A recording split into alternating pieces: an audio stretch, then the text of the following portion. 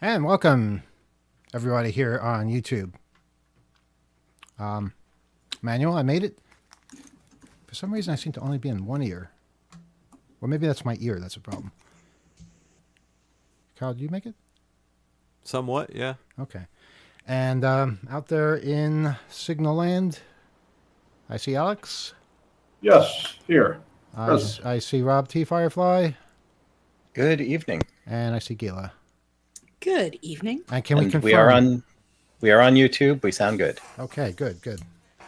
Well, that was quite a lively conversation, and now we're ready to share our conversation with our YouTube listeners. Anyone want to add anything for the previous hour? Crypto means cryptography. I mean, yeah, I still agree with that, though. You know, I hate to lose that acronym, that shorthand, but I think it's gone. You could always make up another word, you know. Yeah, that's true. Yeah. And do we have a phone call? Oh, we already have a phone call before we even gave out the phone number. Shouldn't allow that, I don't think. But We knew who that is. yeah, let's just get it over with. 802-321-4225 is our phone number. Don't call it now. And I think whoever it was hung up. So, okay, well now, maybe they heard me and took offense. 802-321-4225. So may the best caller win. Whoever calls first, you'll be the first. And that's the person calling now. Is it the same person who called before? It is. Okay, so we learned absolutely nothing from that. And good evening. I see we have a slight hum, Hello? but not anything near the hum we had before. Who's there? I hear a big hum, but I hear you fine, Emmanuel. Okay, Rebel, let me ask you a question. A few weeks ago when we had the major hum, you said you didn't hear the hum. And now that we have a little hum, you say that you hear the hum. So are you just trying to drive us crazy? Well, I didn't hear it as much. I mean, I didn't hear it as much, but I did hear it. And I sometimes hear like blowing, like static, like blowing kind of static. Like when you talk, you know, sometimes when you talk, you'll hear like this kind of a blowing static like thing. Yeah, people describe my voice that way, so that's what you're hearing. What's on your mind? Okay. I'd like to know, is there such thing, back in the old days, I'm talking about like in the 80s and 70s, when call forwarding was a thing, can you do double call forwarding? Meaning if you had a phone in Staten Island and you had call forwarding, you forwarded your line to somebody in the Bronx. And they forwarded, you know, you could have and somebody in Queens called Staten Island, but it forwarded to the Bronx. Can the person in the Bronx forward his line to somebody in Manhattan? Absolutely. So Well, ask yourself, why wouldn't they be able to do that? You know, the phone company back then didn't have the ability to know that you were actually originating the call someplace else. They'd see an incoming call, and they'd follow the command that was programmed on that particular phone line and forward it someplace else. People used to have phone forwarding trees, you know, where it would just go from one place to another. But, you know, you never really gained anything from that because there were certain lines that the phone companies drew called LATAs, local area transit, something like that. Right, yeah. And if you crossed that line, you paid an extra amount. So it didn't matter if you were 50 miles from that line or 50 feet from that line. If you called a phone on the other side of it, you paid the extra. So unless you had some other type of service that you took advantage of and implemented call forwarding there was no advantage to having these call forwarding trees. If somebody knows different, please correct me, but that's how I remember it. Well, I mean, you call forwarding trees. I mean, don't businesses kind of do that? Like, you know, you call the Staten Island, you're in Staten Island, you call the Bronx number, but, you know, they had it forwarded to Queens, but, you know, the Queens number has theirs forwarded to Manhattan. So when you're calling, you think you were calling the Bronx from Staten Island, but you're really calling Manhattan. Well, yeah, and that was all the same zone, so there was no problem doing that. Of course, businesses would always pay by the minute. They'd pay more. So business lines were more expensive. Right. I mean, that's the way businesses do it now. Like, for example, I called a doctor's office here in Queens. I called a regular local, you know, 718 number. I didn't get the doctor's office. I got some answering service. Well, not answer, but just the main number for their clinic, I guess. And, you know, I don't know. I guess that's forwarded to whatever. What time did you call them? What time did you call? Well, I them? called it during the day, so maybe it was code forwarding busy, where if the person is on the phone in the doctor's Sure. office in Queens, it's, Or they might have been, all out for lunch or something. right, and call forwarding no answer. Uh-huh. Or they can just Right. program it to go, yeah, they can do things like that. That's very common. Right. Let's see. Too bad there's a hum. I'd like to demonstrate. Well, people now have phone numbers like people move from Manhattan to Queens, and they still have their Manhattan number. Uh-huh. You can bring your number with you almost anywhere now. Right. It's just like everything's like. Let's see. What else? Let's see. Maybe prepare next time, Rebel, for what you need to Yeah. say. Um, You have 30 more seconds before we move on. Okay, all right. Do you know about computer networking? Like back in the old days, how did computer networks what was the topography of like a Ethernet? Like you had 5 computers at one location, or let's say it's a local area network in one room, but then you had 5 computers in another room and another 5 computers in another room, all connected to the same mainframe or server or whatever.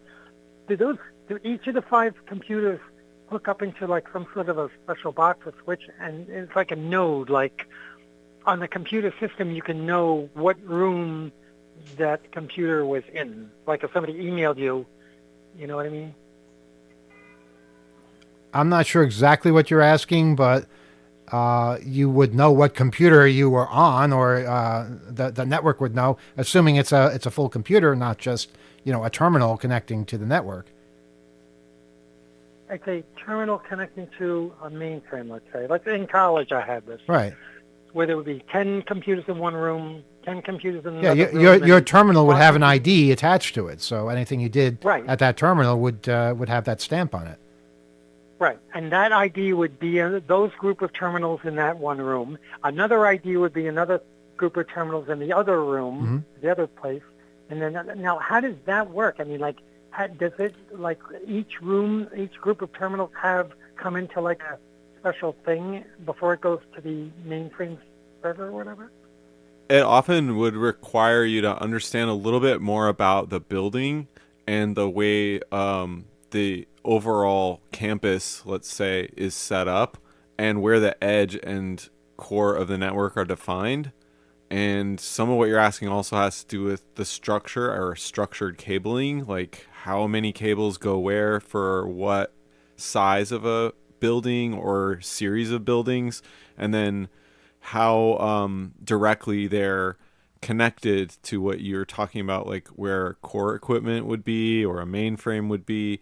And if there's a switch in one building that is collecting all of the terminals connections and then connecting directly to another building or another part of the network, that might be identified somewhere, but you as a user would have to discern that and gather that information, versus people that work on that and designed it. They would map that out to facilitate constructing it. So yeah, you have the right idea. It just depends on how many terminals, because when you exceed a certain number of ports on distribution hardware like an edge or other sort of switching system, you exceed the capacity, and you'd have to have several of them, and then they have to have a link that actually gets to that other equipment, like you're talking about, where a core switch would gather everything and be connected to larger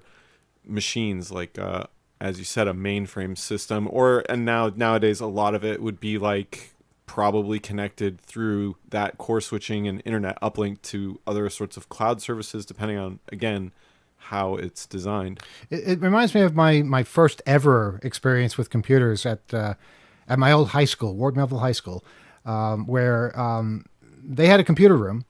And there weren't any computers in the computer room. They were just terminals, and they weren't terminals with screens. They were printed terminals. These what are known as deck writers. They printed 300 baud on computer paper using dot matrix. I'd never seen anything like that, and it was really interesting. And every one of them had a particular label. I'd have to find my old printouts, which I still have somewhere, and see how they labeled each terminal. It might have been TTY or something like that. Probably was TTY. And each school had a room like the room at my high school. Some had even slower terminals that went 110 instead of 300. Some had CRTs instead of printers, but they all had, I believe it was called a multiplexer, that basically coordinated all the signals from all the terminals and sent them down the modem to a place called Lyrics Time Sharing, which is where the computer was, and it was where all the high schools on Long Island would basically connect, and they'd be able to talk to each other. Now, every one of those schools had their room labeled.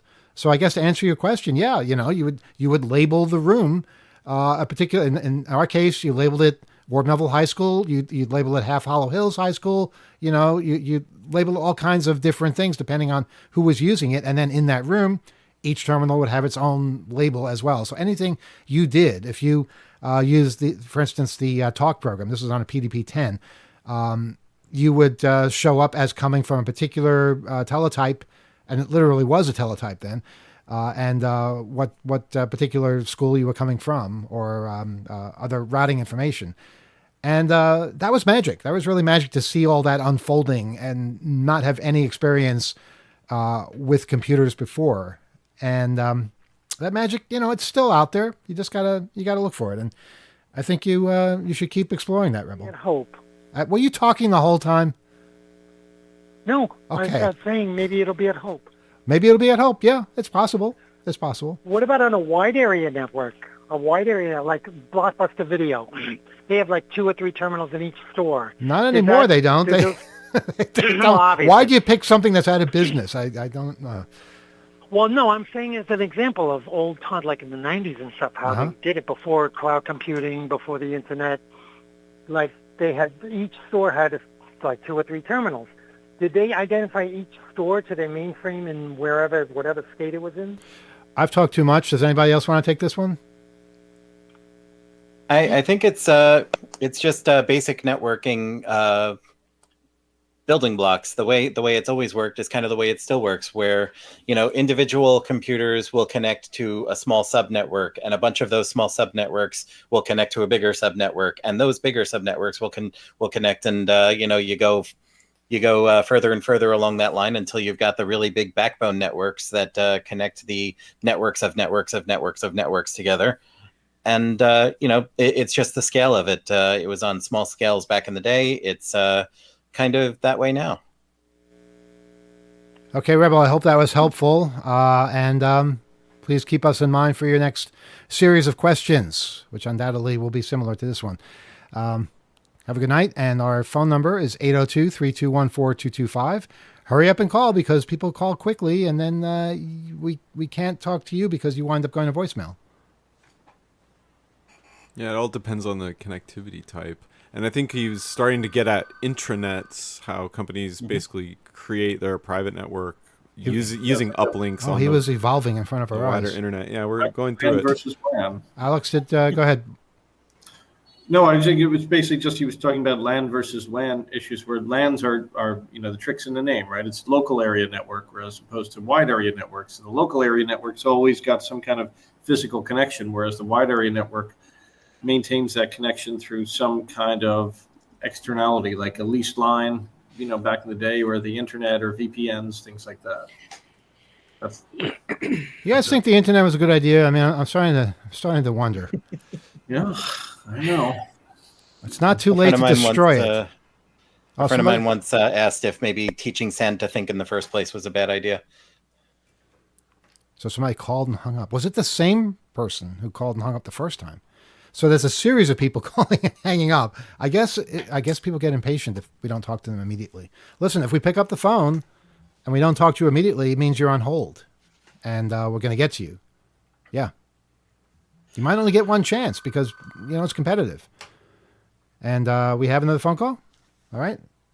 And good evening. You are on Off the Hook Overtime. Go ahead. Hello, this is Lou Archie from Washington, D.C. I hear the hum again. Yeah, I don't know what to tell you. It's weird because we don't hear the hum when we pop the channel up. without the phone, and we did last time. And now we hear it a little bit, but we don't hear it as much. If you can tolerate it, we can hear you. Hey, I mean, as long as you're intelligible, it doesn't matter. Yeah, this I is. new dial pad for my 2500, which I still. Go ahead. Yeah, let's hear it. Go ahead. Oh, I was gonna hear your. Yeah. Are we on delay as well? It sure seems that way. Why don't you tell us what you'd like to say? It might be a problem with me because this is an internet phone. It's not a landline, which would have low latency. Okay. But this is the 72 type dial pad, which is not the one that has buttons that push in all the way. It just a little click. Uh-huh. But, okay.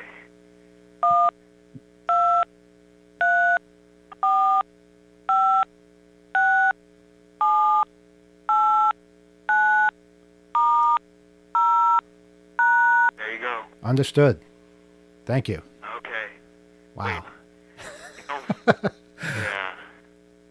Something interesting with this dial pad, it seems to me that with this one, the 72 type one, I can actually dial faster than I might with just a touch screen on a mobile phone. Let's try this number. Oh, nope. Restart.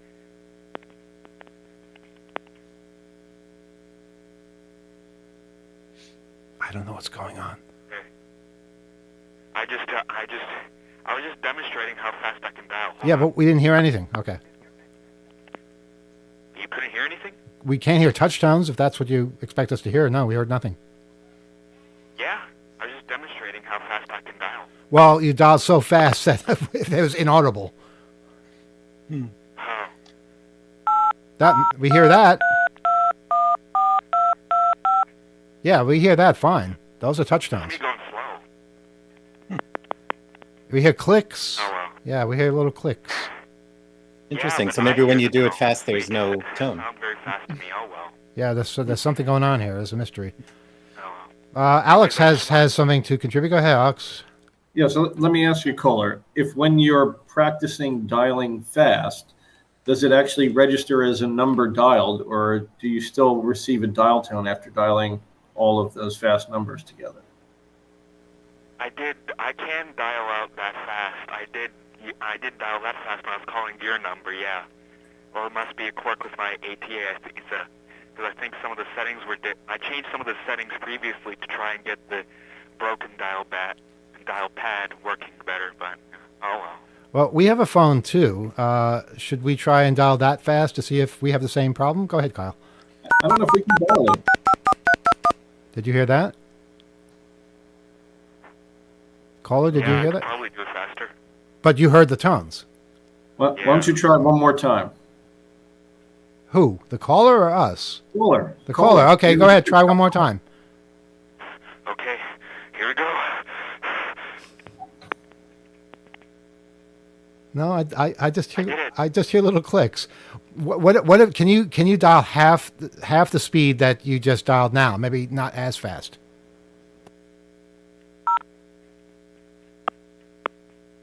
We heard one touch tone. Now, what if you dial really I slowly? think it's because of the duration that I'm holding it down. I need to hold it down longer for it to register on your side of the line. That's bizarre. Maybe. Yeah, I You heard heard that. That was 1-800-555-1212. No, that was 802-321-4225, the number for the show. And that proves I don't know touch tones. See? Some people do. Some people can do that. I cannot. Some people could, yeah. I remember Fiber was really good at that. Does anybody want to try? Yeah, go ahead. Let's do one more. Do one more number. I used to be good Well-known at this. one. Are you saying you can read touch tones, Alex? So sometimes I can figure it out. Okay. Kyle, why don't you send a number his way? What? Just a number. One number. Just any. Just one number. Let's see if he gets it. What number was that? 4. That was a 4. It was a 5. That was close. Okay. Yeah. Close doesn't cut it. Close doesn't cut it. A caller, do you want to be tested on this? No, I have no idea how to... All right. See, I'm not alone. I'm not the only one that doesn't know touch tones. I know pulse. I can do pulse on a good day. Well, yeah, you don't have to minimize my skill. Yeah, it's I studied this and I've gotten better at it. Oh yeah. My ATA should support dialing with my flash hook. Uh-huh. I remember the day I discovered that that I could flash the switch hook on a phone and dial numbers. And of course, the first thing I did was dial 11 to see what would happen, and I got some angry operator somewhere. But it was a great way around. Do you remember phone locks that used to be on rotary phones? Mm-hmm. Teachers would do this. I guess they had phones in the classroom, and they put a lock on it so you couldn't actually dial. But if you knew the trick where you flash a switch hook, you just would have to get good at flashing it the right number of times, and you could call anybody.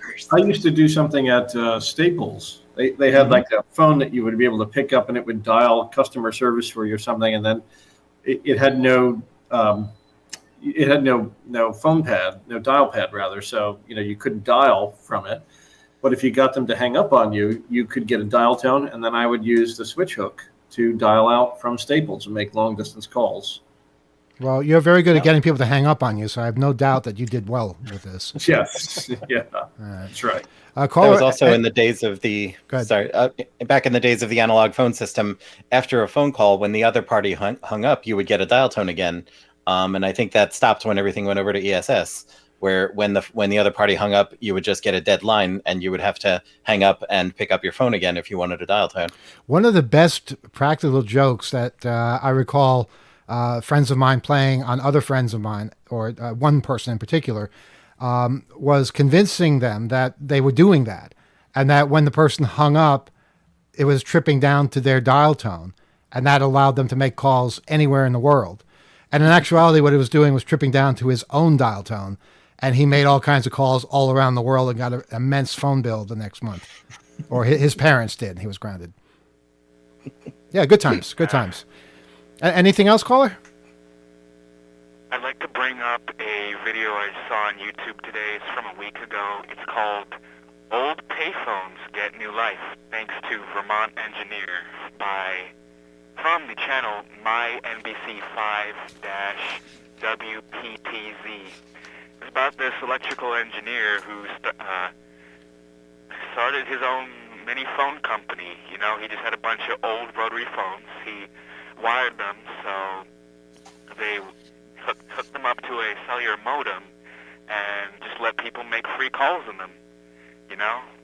Similar to what's that place? I forgot who they were, but they were doing something similar around the Bay Area, California, I think. Yeah, I think I know who you mean. I think I do. Yeah, they were in the magazine.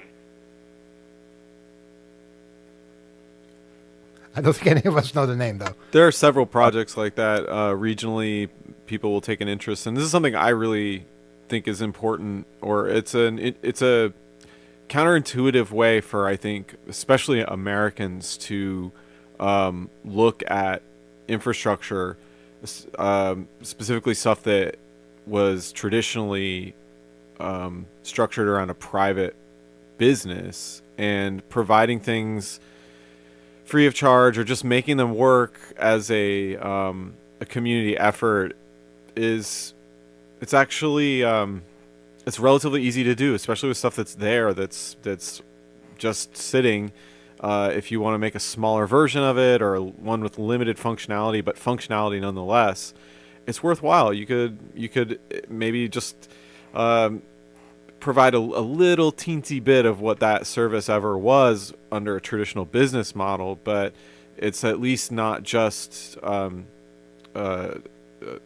falling into disuse, even though it hasn't fully decayed, if that makes any sense. I mean, I'm thinking of phone lines specifically, but because upkeep and all that is hard, but I would argue even under those business models, maintaining this, they maybe weren't maintained as well as some of these efforts. But there have been a variety of different efforts to revive infrastructure like phones that are just sitting and not really being used. And it's cool. It's cool to talk about. And if more of them worked, maybe we'd actually have a phone booth emoji. That would be you're pushing for that, right? You want a phone booth emoji? It just occurred to me the other day. How do we do that? Do we know the person in charge of emojis? Is The there? Unicode Consortium. Well, where how do we find the consortium? Where do we track them down? I've There's got actually some a whole Alex knows, but there's actually a whole process you go through to propose new emoji, and then they consider them or whatnot. Well, instead of phone at the top, it should say 2600. Well, it could do that, but Alex, Or hacker. tell us more, Alex, because you know the consortium apparently. Yeah, there was a process to do this, and I had a colleague who proposed the troll emoji, and I managed to go through the process and get it sorted out. So he would be a resource in this for sure. All right, and what's the process? Does it involve? I don't remember exactly. Yeah, I don't remember everything you had to go through, but there was some submission type thing, as Rob indicated. I don't remember exactly what it was, but I do know somebody who proposed one and got it through. Well, in seriousness, it's a iconic piece of like a utility, right? And it seems unfair that they were supplanted by phones that use emojis. And actually, that's true. Never got a proper due. That's all. In seriousness, it's a nod to the past. It's a recognition of old technology, and it symbolizes communication. It's what we all should be embracing. Even if it's like trading books or turning into like a mini library or some kind of other kind of art installation, they're worthwhile and people recognize them. We really do appreciate them here, and they're in all parts of the world. So if you have one that you can access, make use of it. Turn it into a community good. But with regards to the consortium, Alex, how do we summon them? And is there some kind of a ritual that we need to engage in? Because we'll do it. I think I might have some contacts over there through this person too. So that might be the place to start. Okay. Well, if it involves lighting an open flame, do that outside. Yeah. We don't want. It usually is. Right. Usually it does. So. All right. All right, caller. Any final words? Yes, just check out Old Payphones Get New Life thanks to Vermont Engineer on YouTube. Pretty interesting video. And also System Source, the computer museum at System Source in Maryland. They're going to be having an Apple II conference. I don't remember exactly what it's called. I've seen it. I really do not want to run the risk of butchering their name, but check it out. Okay. In the DMV, Washington DMV area like me. Okay, great. Well, thanks so much for the call, and we'll be in touch. All right. Take care. All right, and just remember, all the idiotic people running our government with bowing down to Trump.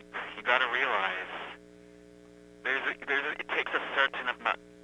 If you have a certain amount of intelligence these days, you'll figure this guy is not who he says he is, who he should be. Yeah. There's only the idiots left supporting him. All right. Thanks for your call. All right. Good night. Take care. All right. 802-321-4225 is our telephone number. Go ahead, Alex. I think the next caller should have to demonstrate to us how slowly they can hit the touch tones. Just to kind Do you really want to assign homework to callers who haven't even called us yet? Yeah. I mean, usually you do that after they call us. See, I want to see like a slow dialing contest here. All right, if that's what people want, 802-321-4225. I think that's just called toning the conference. Exactly. Yeah. And I think you need to explain that term to people who might not know what a conference is. Yeah, you have to explain that term. What toning the people who might not know what conference that is. Okay, so back in the day, we would have teleconferences in the freak community. And these would be gathering places where people from all over the country could call and just chat on a shared line by some means or other. And people, trolls actually, not to the emoji, would call these things and just hold down a touch tone so nobody on the line could hear one another. And that was called toning the conference. We didn't have much of an imagination back then as far as naming things, but it's lasted. You can still do it. You can still tone people, I guess. It's just a little harder. Yeah, that person was called a toner. Don't let him into the conference. He's a toner. Yeah, among other things. You didn't want to start with a toner. I do have this book from the 80s about TV theme songs, and there's a section in the back about how to play TV theme songs on the touch tones. Oh, yeah. So if we, if we get to a point where we really need to fill some time, we could, play the Addams Family on the Yeah. touchstones. Well, Mary Had a Little Lamb is I can do that one. I can do that one. 981-2099. I think that's what it is. 981-2099. Yeah. You just have to, do it at the right speed. So 802-321-4225. Well, with cell phones, I don't think you can determine the speed. I think it's all set at a particular predetermined length. Yeah, I don't know if holding down a button on a touchscreen does anything anymore. It is like the caller was saying, touchscreens are not as precise. You don't have as much control when you're dialing. It's the reason that I think people are starting to revolt against touchscreens in automobiles, because you need buttons and switches when you're driving a car so you can feel what you're doing. Okay, this is me. I think. Yeah, okay, so I'm calling on my cell phone.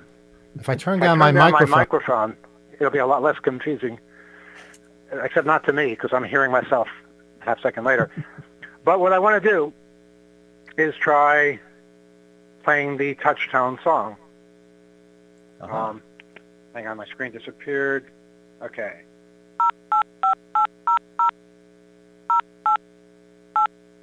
God damn it. It's harder when you can't hear it. Hang on.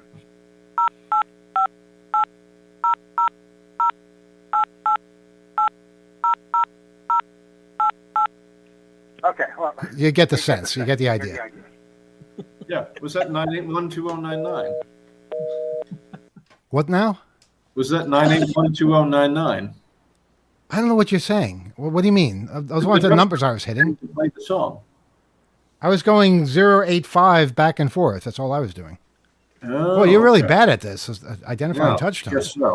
Yeah. But if I had a landline, I'd be able to do that very easily because I can hear it. It's just one more thing that's gotten harder with cell phones. Yeah. We could call in on our landline. Yeah, well, you have to know the tune. You have to study it. Okay, we're going to close things up if we don't get more calls. So 802-321-4225. Got a couple of minutes, and I don't mind an early night. That would be nice. Yeah. And if you don't want to call us on the phone and talk to us, you could always call 833-WBAI-NYC and throw in on WBAI's fundraiser. Keep us going, or go to buddy.wbai.org and keep us going that way. BAI still needs your support, still needs every bit of support that's available out there from its generous listenership.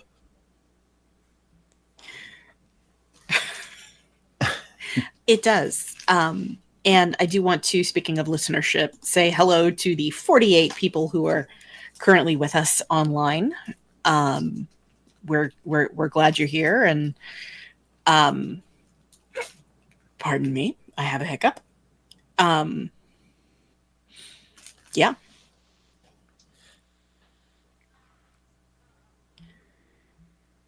Can we get one more like? There we go. You want me to pick that up? And good evening. You're on Off the Hook Overtime. Okay, if nobody else will call in, I guess I'll call in. Well, again. you realize, Rebel, this is next week's call for you. So use it now, but you can't call next week. Okay, let's see. You understand that, right? If you call next week, then you'll be banned, and then it just keeps getting worse. So, okay, another Rebel call tonight, but that means no Rebel call next week. Go ahead. Okay, let's see. Calling Verizon is very annoying because they don't know. What do I want to say? Why don't you ask this question before you pick up the phone? I forgot. I was going to demonstrate. I can't hang up because this is legally his call, you see. So, yeah. Let's see. I should have been better prepared. You've screeched the show to a dead halt. You realize that? We can't move forward now. You realize why did you get this a is wired? Okay, this is June's call. Oh, yeah. Who pays for? Okay, why does WBAI have an 800 number? Aren't they gonna? Why would they need to pay for the? They don't have an 800 number. We have the 800 number. No, they do too. So call in to donate. Why would you have a number that you have to pay for to get donations? Well, if we can somehow have an 800 number that's donated to us, I imagine they can have the same thing. They're a lot bigger. So who? Oh, so somebody's paying for all their calls? Sure. Somebody has to be paying for everything. So somebody's paying for these calls. I see. Look, because it's like 10 cents a minute when you call an 800. Like if I called the 800 number for this show, whoever's running that 800 number, they would be paying 10 cents a minute or something like that. I couldn't tell you. I have no idea how much it costs or who's paying for it or what. We're just the voices on the other end. You can't do a CNA on an 800 number, can you? You know how, like, you used to be able CNA, to- do they even still exist? I don't think they do. No, like customer name and address. Like you could go to a phone number and find out who, like 802-321-4225. Oh, that belongs to Google. You got us. We're Google. But you go to an 800 number and see what company that 800 number belongs to. Yeah, historically there were ways to do that with a toll-free number. I don't know how much luck you'll have with it now. Just as the same as with like trying to CNA an individual. CNA, by the way, for those who are frustrated that they're not getting an explanation, stands for customer name and address. And it was a number that every phone company would have where you would call up. Sometimes you need to use an authorization code. Sometimes you wouldn't. And you would simply give them a phone number. And they would give you the name attached to that phone number. And if they had it, the address. The opposite of what information would give you.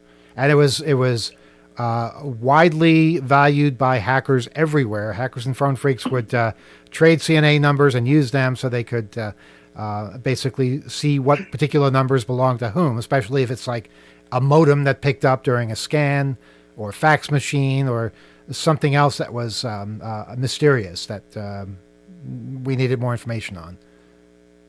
There's the calls directory. Yeah, the calls directory did the same thing pretty much. It was a massive book, but you had to subscribe to that, and that was expensive. There were some libraries that actually had calls directories. I think I might have one somewhere, and they're bigger than phone books. Actually, they're bigger than phone books, and they're hardcover. Bring it to Hope. I should bring the massive book to Hope. Yeah, that sounds like fun. I could do that, I suppose. Well, I'm going to be going in July. I'm going to be going to an odd country this summer. Besides going to Russia again, you know. Okay, hold on. An odd country. I think we should try to guess. Will you let us guess? Okay. But you got to give us some kind of a hint to start with. Well, it's a Stan country. Well, that narrows it down quite a bit. I'm going to go with Tajikistan. Close. No, I'm either right or wrong. It's not a close thing. Well, no, it's not right. Shall I tell you? No. We got people here. Go ahead. Who's next? Rob, Is it Uzbekistan? Oh, you said Uzbekistan? That's what he said. Yeah, that's it. Yeah. Damn it, Rob. Oh, wow. Way to go, Head. Way to make me look like a fool. I'm going to remember that. And then up to Novosibirsk, Russia, which is the capital of Siberia. Yeah. The third largest city in Russia. And that might be your new home if you're not careful. So, yeah. When are you doing this? July? Probably July. Maybe. Yeah, probably July. Well, it's not winter at least. So there's that. Well, no, that's I'm not going to go in like September or October. But and it's going to be interesting being like 10 hours ahead of New York City time. Yeah. I guess it will be. You'll have that on us. Anything else before we wrap it up for next week? 500 miles from Russia, 500 miles from China, 500 miles north of Afghanistan. Pretty interesting. I'll tell you something interesting. You are going to be pretty far away from Moscow when you go to Siberia. Oh yeah, I know. But if you go to a train station, you will note that all of the clocks are on Moscow time because that's how they work. Really? Yeah. They basically every clock in a train station is coordinated with the Moscow time zone. Other clocks in other parts of villages will be on local time. But in order to keep the trains from confusing everybody, they have everything on Moscow time. Oh, so the Trans-Siberia Express runs through there, I'm sure. Yeah, it sure does. Yeah, and it's the third largest city. I visited Moscow, the largest city in Russia, a few years ago. Then I visited St. Petersburg 2 years ago. Uh-huh. Now I'm going to visit the third largest city in Russia. Wow. Well, you pretty much will have seen it all by then. Not much left. And it'll be the last time because it's really a pain. I just applied for the visa again because the visa expired last year. So. Uh-huh. Well, I hope they let you back in. Yeah. All right, well, Rebel, this is going to do it for next week's call. We'll talk to you again, hopefully, in 2 weeks. Okay. All right, be well. And our phone number remains 802-321-4225. This is what happens when people don't call. We get people doubling up, and now I got to keep track of that. So let's give it a couple of minutes for people to call in. Go ahead, Gila. Our friend and frequent commenter, Funsocks, was talking about calling in. He said, but I don't have anything to say. I said, that's never stopped anyone before. Funsocks says, the only thing on my mind is being scared to visit the USA at the moment. So I wanted to share that. So, save you the international call, but just putting that out there. Okay, we have a phone call. Good evening. You're on Off the Hook Overtime. I don't believe he finally hung up. Yeah, he'll do it occasionally. I would note that you seem to have a somewhat increasing generosity of spirit towards him. It's more just being wound down, Eventually, we all give up. Yeah, well, he one of the reasons I called is that he whose name we dare not say doesn't seem to be particularly stupid, but very, very lazy. He's obviously on the internet. He obviously has the tools necessary to call up a search engine, and all of the questions he's asking with regard to networks and computers, etc., the answers are all available on things as simple as Wikipedia. But isn't it better to have a conversation and discuss these things? Well, it depends how much other people's time you want to take up. Well, that's true. That's true. I mean, he's not only taking up your time, but all of the people who may call to listen to a fruitful discussion, either on the air or overtime. Go ahead, Kyle. Kyle has something to say. Go ahead. I would agree. Wikipedia is actually fantastic for learning about different technical things, either that were with the telephone network, or with modern, or as they exist now with modern protocols, or any kind of programming. You can look up Wikipedia on Google. You can find stuff, it there. Basic electrical stuff. What? What's this about Google? I say, please don't use Google. Didn't you just say to use Google for Rebel to look up things on? I think he meant that as like a general stand-in for search engines. But. Okay. Yeah, there are other very decent search engines available where you don't have to be tracked and give up your personal information. Kyle. In trackable information. Absolutely. In defense, though, of what he's asking, we do try to bring people in that may not understand a lot of those topics, and it is worth just answering the question from as much as we might know off the top of our heads, but it would be probably a more challenging conversation if we were talking about things that aren't necessarily factual and maybe a little bit more philosophical or political even, or social, social cultural, how people are using technology, how people are misusing technology. Anyway, go on, caller.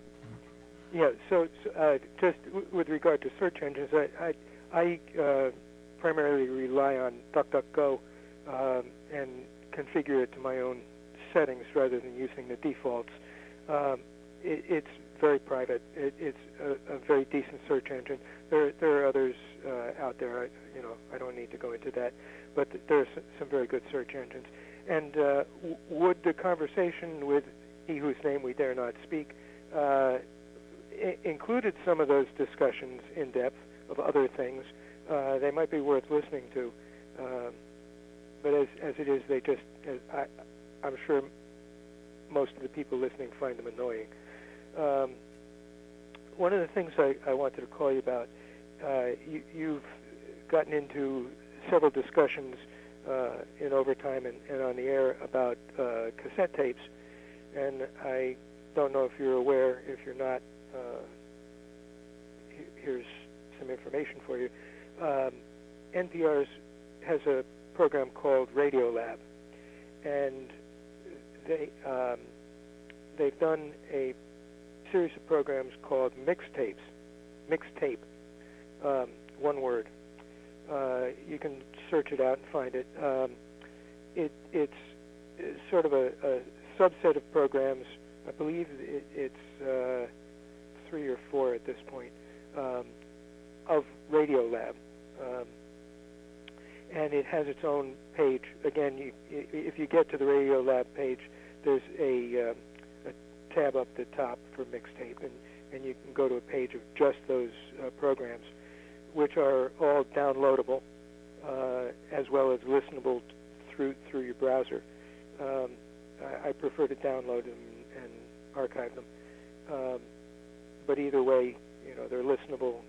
And given your interest in cassette tape, one of the things about cassette tapes that also crosses things you've spoken about is one of the programs sort of chronicled how early cassette tapes being passed from user to user in Eastern Europe kind of predated the internet and sort of spawned in its own way, spawned the internet. It's a very interesting episode of the series. Well, I'll have to check it out. Sounds interesting. Yeah. As I say, just search it and you'll find it. It's the subject matter is cassette tapes, or are they playing things from cassette tapes? Both. Okay. Both. They have some of the old cassette tapes as this started in Eastern Europe. It was a way for them to pass American music around. Uh-huh. Because there was no internet at this point back in the 70s. Well, it's the way we pass music around too, I recall. Yeah, but they did it basically by getting it off the air, and then taping it, and passing the tapes around. Yeah. Well, they'd have to. It's just one tape got passed around, or did they make copies of the tapes? No. It's sort of. I'm trying to think of the word. It was a way of multiplying. So one tape would get passed around and then transmitted and taped by a number of people, and then those tapes would get passed around. Quality wasn't very good, but it was a way of getting the music spread. Yeah, that was magic. Yeah. So I wanted to make you aware of that. Okay, I'll check it out. Also, two other references for you, if you're not aware. On the Media has been doing a series of programs called the Divided Dial. Again, there's a sub-page from the On the Media page. On the Media is both. You'll find it on the NPR page and on the WNYC page. And there is a separate page, a sub-page that, again, with a tab up at the top of the main page. You go to the sub-page, and it's only the Divided Dial episodes on that page. Again, downloadable and listenable through your browser, which is a very interesting look at the propagation of shortwave as a communications medium, and its transition from an early sort of global communications broadcasting medium to a far right free speech, which became a far right wing, radical right wing medium, and the station up in Maine that was selling airtime for I think $50 an hour, and it branded himself as free speech without any restriction. Yeah, we were on that station for a while. Oh, were you? Yeah. What, about 10 years ago, 15 years ago? Something like that. Yeah, someone was rebroadcasting us. Yeah, no, but we actually, we were part of that because we're on the schedule. I remember this, and it got to be too much. It got to be too much coordination, and somebody had to pay for it. And I don't know if we were paying for it or somebody else was.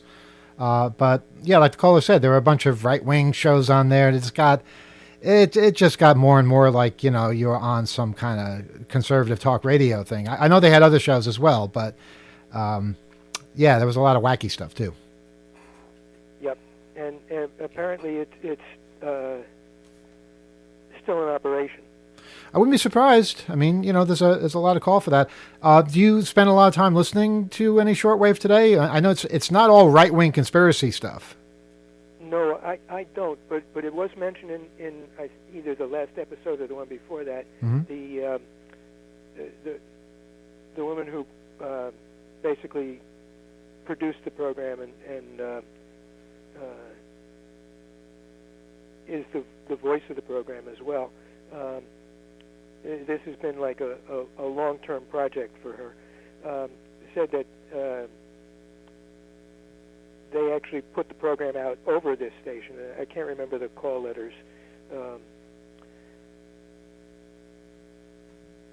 She said they've received communications from people thanking her for putting it out over the shortwave, that it was a very pleasant break from the usual fare that is found there. I think the station is WBCQ, The Planet. Does that sound familiar? Sounds right. Yeah. Yeah, it sounds right. I was wondering if maybe you had heard of this SDR project out of the Netherlands, where you can connect online to a shortwave radio over there and tune it yourself, and multiple people can tune in at the same time. You can find out exactly what is broadcasting on every frequency. You can chat with people about what else is broadcasting or anything that you find. I don't remember if she mentioned that within the program or in an interview that I heard with her the other day. Brian Lair had her on. I think it was Brian Lair had her on as an interview subject, and she may have mentioned it there. I remember maybe about 10 years ago, I had some contact with a guy who was a ham operator, and of course at that point things had really gone digital, and it was everything was mobile and in a handset that he carried around with him, and he was explaining to me basically that it was pretty much like that things had changed quite a bit from a guy sitting at a bench out in his Radio Shack in the backyard, talking into a microphone one-to-one, and that it had all been, I guess you'd call it multiplexed.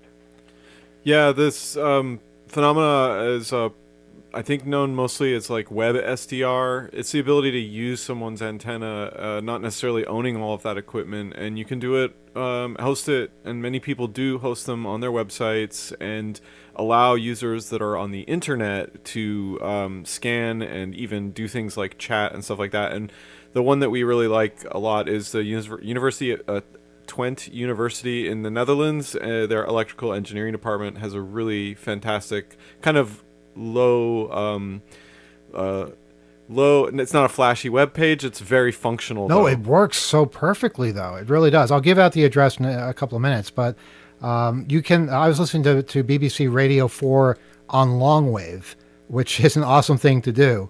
Those are frequencies below shortwave, and that's big in Europe. But you can listen to anything that happens to be broadcasting that they can receive in the Netherlands. I was listening to Radio Pyongyang from North Korea, and they still use interval signals, so it's like really old school.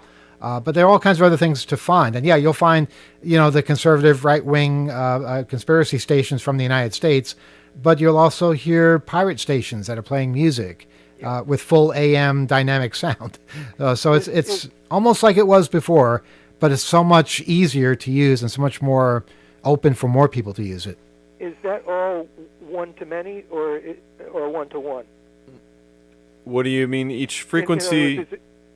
Is this SDR setup, is it basically you're just getting onto an antenna and becoming your own shortwave broadcaster? No, you, no. you don't transmit. Yeah, This you is all listen. receipt. And Right. what happens with those SDR setups, they allow you to sample the entire radio frequency spectrum, and it actually has a visualization, sort of, I think, what's called a waterfall. But that graphic allows you can zoom in and out on that spectrum, and a lot of the different frequencies are tagged and labeled, so that you can zoom in and identify various parts of the radio frequency spectrum, listen to that channel, and then chat with other users that are also maybe listening to that channel or other channels. And yeah, it's mostly just to monitor shortwave. You showed me something on this, Kyle, once. I think we were monitoring a data signal and decoding it at the same time, and it was displaying a graphic. That wasn't my imagination. That really happened, right? Yeah, the pulsing of transmissions on different frequencies can actually create artwork on that visualization I was talking about. I'm not sure exactly how that works, but it is done, and occasionally you do see things that look like an image. Yeah, we haven't really dived into this very deeply. We're but there- very new and novice to it. It's been something that we've featured at events, and we've been aware that this technology has become much more affordable and much better. And so, like you said, it's not the one-to-one sort of person with a license just using sort of a dial tuning an older piece of equipment. This is all more like computer controlled and external devices that are then part of whatever someone's antenna installation might be. It's what I like to see, where new technology is helping to boost old technology so that more people can appreciate what shortwave is all about. And they don't have to put up their own antenna. They don't have to get a shortwave rig themselves, and they can discuss it with other people. And we never had that ability so easily before. So it's really cool to see that. And it gets more people listening to the radio frequency spectrum. Yeah, there is something exciting about that. My one contact that I remember, that I have memories of, you can probably tell from my voice I'm not 22. You could be. Back in the, I guess this would be the early 60s, late 50s. A friend of my parents had one of these radios that had AM, FM, and shortwave on it. Uh-huh. It was a fairly smallish radio. And did it have names of cities printed on it? No, it just had frequencies on the dial. Okay. It may have had names. I don't remember if there were any in small print on the dial. It wasn't that large a radio. Although they did have another friend that had a cabinet type radio that was in their living room. Yeah. Probably, I'm guessing it was probably vintage 1930s. Uh-huh. I would have seen this probably in the late 50s, and it had a big part of the dial was shortwave. Wow. On that radio. But what the radio I was talking about the first friend, I remember being at their house and listening to the radio, and there's something thrilling about just pulling signals out of the air that are from God knows where. Absolutely.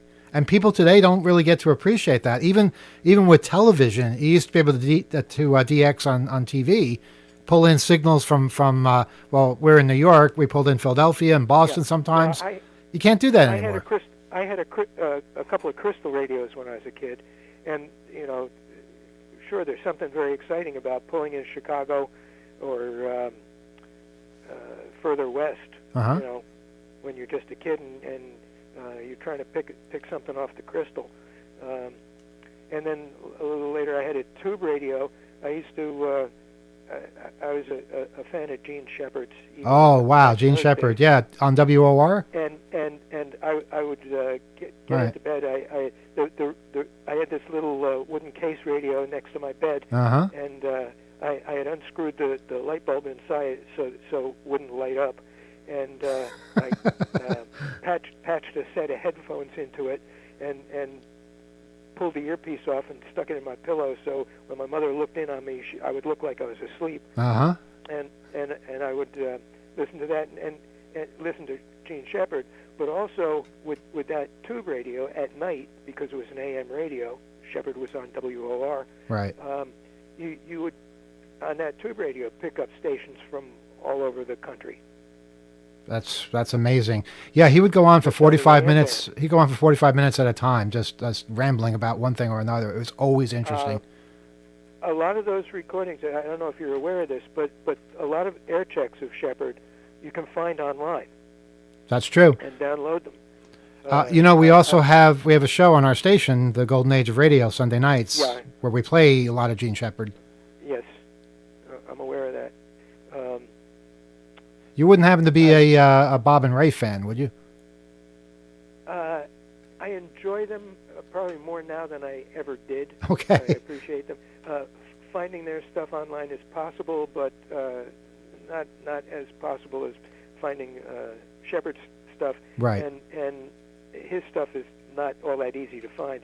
I'm fortunate that I have a bunch of, I think about 6 or 7 CDs that are chock full of Shepard air checks.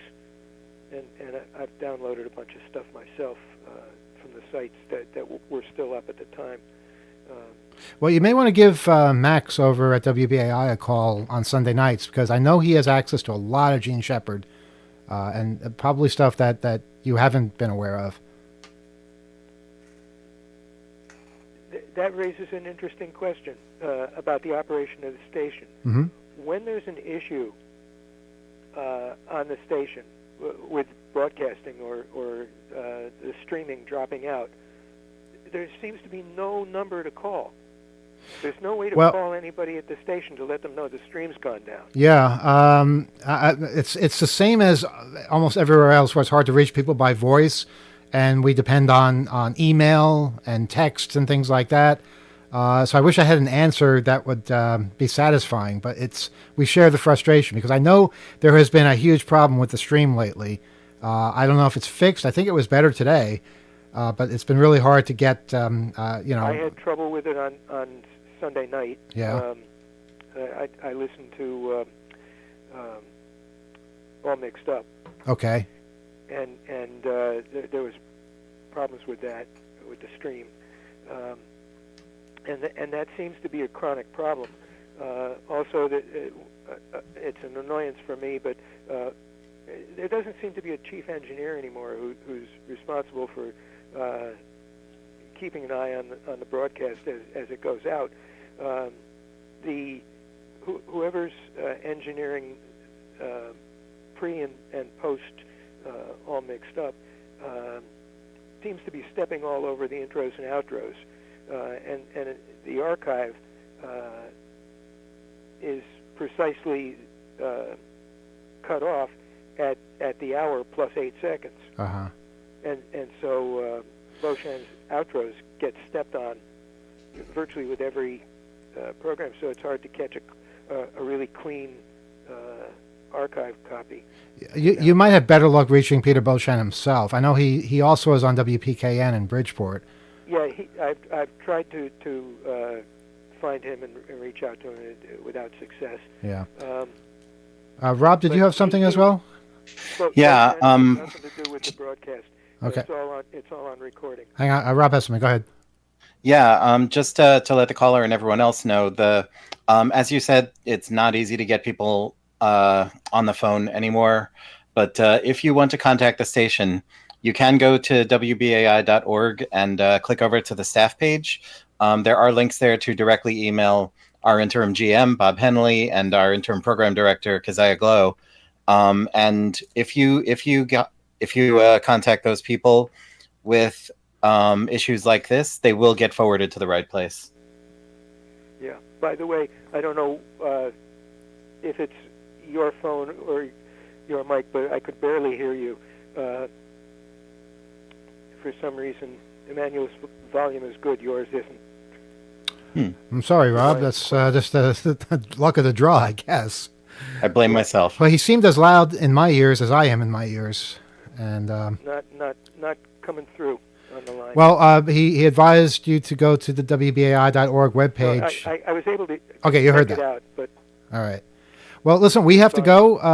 This has yeah. been great. I'm going to give out that link. So get a pencil and paper and check out some shortwave online, which is a lot of fun. Good. And keep listening, please. And let people know about the programs that I gave you the info on. I think your listening audience or your radio audience, which is quite a bit larger, I would hope, would be interested. And the NPR programs are terrific. That's a whole other discussion I'll have with you some other time about NPR and BAI. Yep. I also, if you have a half second left, another resource, because you're very on target with security and privacy, and for that reason, I think Off the Hook is perhaps one of the most important programs that BAI is broadcasting. There is a program called not a program, well, a podcast called Security Now. It's put up if you know security, you know Steve Gibson, who is the coder of the what to call him, the genius who wrote SpinRite, which that's a whole other discussion. But SpinRite is a program everybody with a computer with mass storage should have. It's grc.com, and if you're not familiar with Security Now, go to the Security Now page. Just about everything you've talked about with security has gone into in depth on that site, and it's all archived. Okay. Again, people should know about check it out. SecurityNow.com. No, yes, no, it's grc.com. Oh, grc.com. Sorry. Got it. grc.com. The Gibson Research Corp. Okay. GRC, it's one of the few three-letter addresses that are out there. Yeah, really. I'm surprised. because he was early on it. He's the guy who came up with the term spyware. Okay. Well, that's definitely he was something. The first guy who discovered spyware in ads. Cool. So he's been around for a while, and he's very knowledgeable. Takes his time laying things out. All right. Well, thank you for a most interesting call, and please keep listening. And we'll talk again. You guys hang in. All Talk right. to you later. Take care. All right, that's going to do it for calls. Now, I'm going to give out that address that I promised to give out. And just to let people know what we're talking about here, it's called Wideband Web SDR, as Kyle was saying. On this page, you can listen to and control a shortwave receiver located at the Amateur Radio Club ETGD at the University of Twente. That's Twente. That's in the Netherlands. In contrast to other web-controlled receivers, this receiver can be tuned by multiple users simultaneously thanks to the use of software-defined radio. I have no idea how many it can handle, but I've never had a problem. I've never been denied. And what I'm going to try to do, and maybe with the help, I couldn't do this over the radio because it's not legal to broadcast radio over radio, but over the internet, I don't think that's an issue. So what we're going to do is we're going to turn audio on, and that's the sound of static. Ain't that cool? Okay, so there's no signal there. You can also change a lot of I'm sorry. settings. Say again? You can change some of the settings. You can change which kinds of modulation it Yes. uses, like AM. AM, I think, works a little better for certain frequencies, and it's a really good crash course if you've never played around listening to shortwave. Well, right now I am listening to 14,589.80 kilohertz on upper sideband. And that's, if there were a station, I'd be able to hear it on that frequency. Now, the way shortwave works, the stations broadcast for a little bit of time, and then they stop broadcasting on one frequency. They might move to another frequency. Time of day determines when it's best for them to broadcast on certain frequencies. The higher numbers tend to be in daylight hours. Lower numbers tend to be at night. That's about the extent of the knowledge I have. Would anyone like to suggest a frequency or a range, and we could see if we can find something? Don't look so interested. No, I don't. I mean, whenever I would play with shortwave, it was always with a physical radio that I had, and I never really paid attention with it. I would just kind of go up and down the dial and see if I could pick anything up. I used to travel with the shortwave and see what you could pick up in various countries. Uh-huh. Yeah, it was fun. Well, okay, let's see what we can do here. I'm going to change the frequency. At this hour,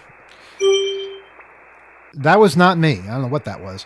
At this hour, I would go into the 6,000 kilohertz area. So let me enter the frequency 6,000 and see if I get anything. Oops. Hit return. Hang on, I don't think it worked. .00. There we go.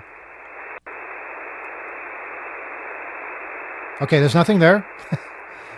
But I can tune up. And let me try doing that.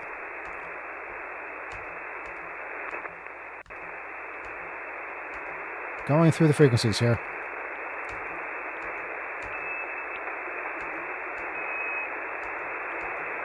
You'll hear Morse code. You'll hear data. Okay. That's something. I don't know what that was.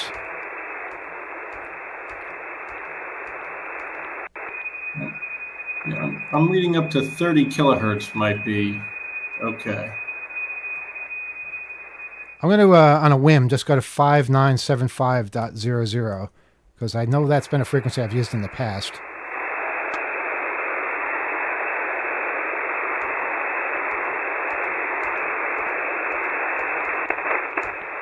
What if you try 6577? I'm sorry, say again? What if you try 6577? 6577. Okay. .00. Oh my God. What is that? How did you know about this? That's curious. Yeah, what about 5598? Wait. You just didn't pull that number out of nowhere. No, I didn't. What is that? You got to tell us. Well, try 5598. See if it's the same. Okay. Is that a woodpecker? A woodpecker is a jamming device that some governments use. Radio-free flatulence or something. 59 what? 5598. 5598.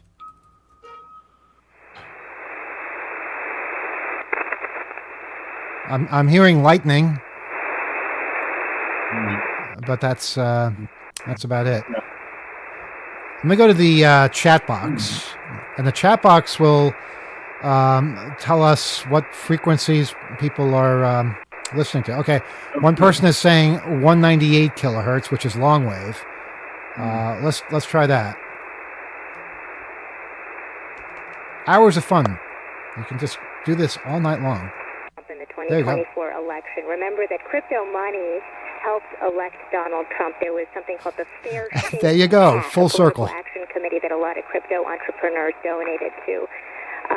Well over $100 million went into that. And there was huge backlash during the Biden era against regulators, the cryptocurrency industry. Many of the people in it felt beleaguered, felt under attack. So I think that might be Radio 4. That might be BBC Radio 4 long wave, which is not shortwave. It's It covers a large a land area, but not nearly as large as shortwave. And shortwave, as I understand it, can also be really dependent upon the weather in a lot of ways. That's true. I'm scanning around longwave now.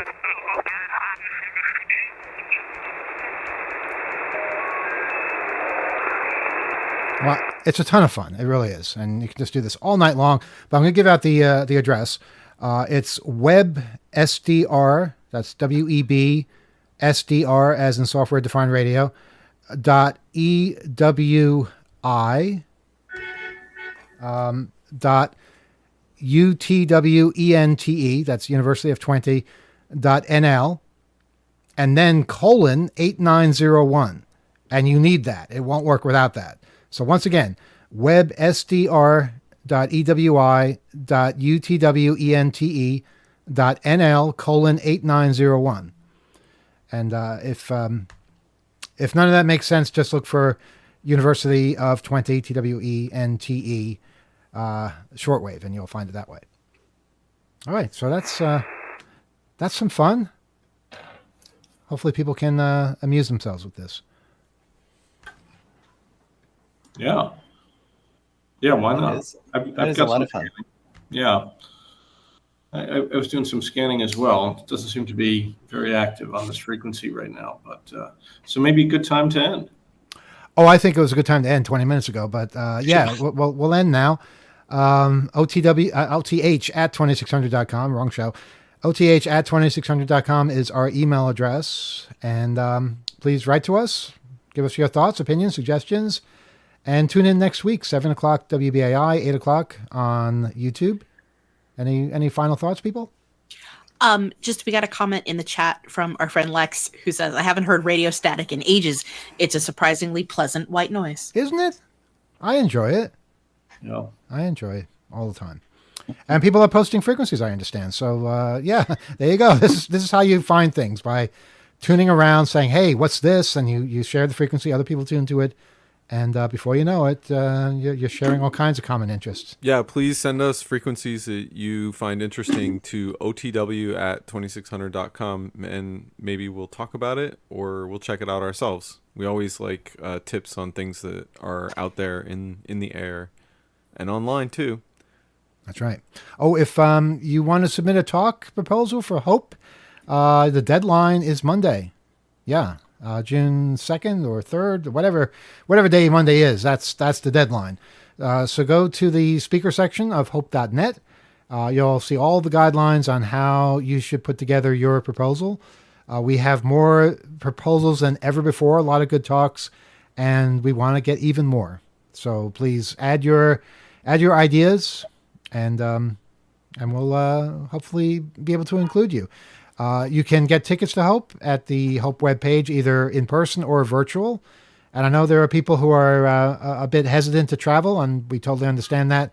If you're coming from a foreign country and you don't want to be subjected to searches, seizures, detention, having your social media analyzed and scrutinized, then maybe attending virtually is the best option at this stage. But please help us spread the word about Hope so that we can continue doing this as we evolve out of the hellhole that we currently find ourselves in. Yeah. Any questions or additions, anyone? OTH at 2600.com. That's our email address, yes. Yeah, I think I said the wrong one. That's a H as in hat. Right. At 950 East Boardwalk. Okay, you got to tell us what that is. That's two-way communication, Alex. Yeah. So what frequency is that, and what is it? This is 476.437. And I don't remember what it is. I programmed it in. It's my channel 11 on this TID radio. But, wait. You're not on the website? You're on something else? Yeah, this is a physical scanner. Okay, well, that doesn't help us because we're talking about a particular website, so no one else can listen to what you're listening to. No, they can listen to it if they tune in, if they're in New York and they tune in to 476.437. Yes, which is a totally different thing than going to a website that's in the Netherlands and listening to shortwave. You might be able to type that frequency in. That's possible. Yeah. I don't know about. That's what I thought you were doing. But only be No, in proximity there. This is Yeah. a physical scanner here. Yeah, All so right. this is some kind of emergency services. So you're here. sharing something that nobody else can do. Unless they're here and they have a physical radio scanner. Yes, nobody else. Yeah. But thanks for sharing. That's kind of cool. No All right, problem. we are going to get out of here, and want to thank everybody for listening and for calling, and we will see you next time. Good night.